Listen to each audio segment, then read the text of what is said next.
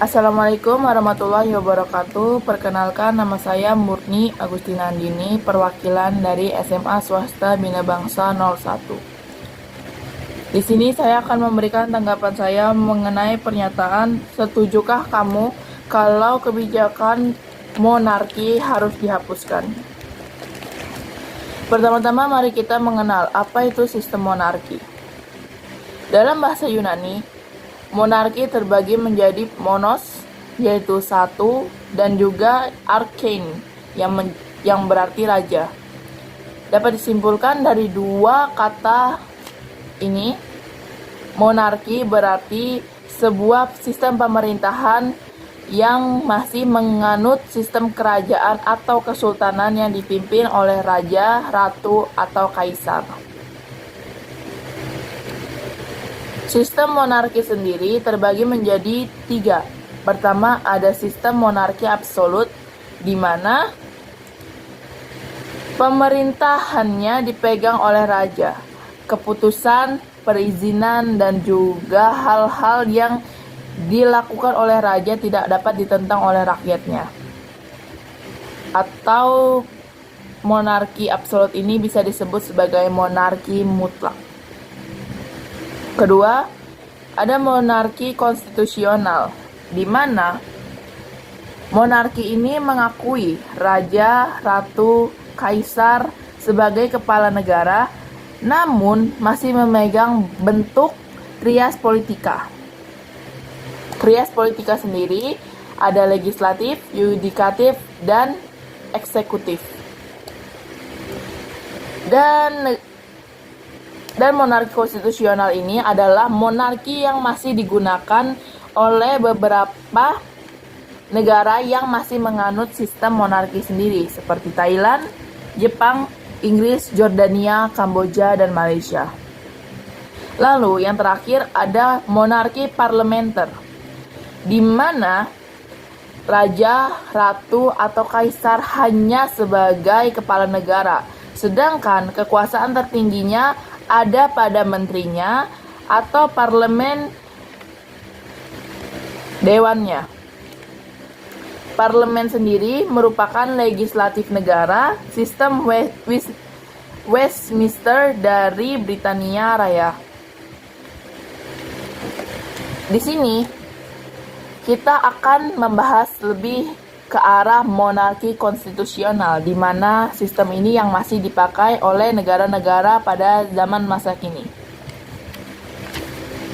Sistem monarki konstitusional masih menganut 3 trias politika. Ini berarti sistemnya masih menggunakan sistem demokrasi, di mana pernyataan atau pendapat rakyatnya sendiri masih menjadi hal yang diutamakan. Kita ambil saja seperti di Inggris. Inggris saat ini dipimpin oleh Raja Charles III. Dan juga menterinya adalah pendeta dari Gereja Agung yang memimpin Britania Raya saat ini. Dalam sejarah kerajaan Inggris, yang mutlak atau yang menjadi kepala negara sendiri adalah ratu. Namun, Ratu Elizabeth belum lama ini sudah meninggal dunia, maka Raja Charles III adalah pengganti sementara hingga tahta dari Ratu Elizabeth sendiri akan diturunkan pada pewarisnya saat usia pewarisnya sudah mencukupi. Dan juga sistem monarki ini adalah sistem di mana kepemimpinan satu orang akan tetap hingga akhir hayatnya. Dan juga sistem kepemimpinan ini atau tahtanya akan diturunkan secara turun-temurun dari keturunan awal pemimpin pertama hingga akhir, dan tidak bisa diganggu-gugat lagi atau digantikan menjadi presiden ataupun pemimpin-pemimpin lainnya. Lalu apa perbedaan presiden dan juga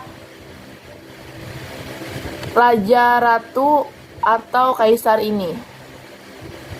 Presiden sendiri memiliki jabatan selama 5 tahun, dan setiap 5 tahun akan ada pemilihan pemimpin masing-masing negara atau pergantian pemimpin negara dengan demokratis atau dipilih oleh rakyatnya sendiri. Sedangkan sistem monarki tidak menggunakan pemilihan secara bertahap. Selama pemimpin tersebut masih hidup, maka pemimpin itulah yang akan terus memimpin kerajaan atau negara tersebut. Lalu, bagaimana dengan Indonesia? Apakah Indonesia juga merupakan negara dengan pemerintahan monarki? Jawabannya bukan. Indonesia dipimpin oleh presiden, di mana nanti setiap 5 tahun sekali Indonesia akan mengadakan sebuah pemilihan umum di mana akan memilih presiden, wakil, serta menteri-menteri yang akan menjadi dewan pengurus atau pemimpin negara. Lalu, bagaimana pendapat saya? Apakah saya setuju tentang sistem monarki ini akan dihapuskan atau saya akan menolak? Tentu saja di sini saya menolak, karena setiap negara atau setiap daerah di dunia pasti memiliki sebuah kepercayaan yang akan diturunkan dari generasi ke generasi. Seperti salah satunya adalah tahta ini.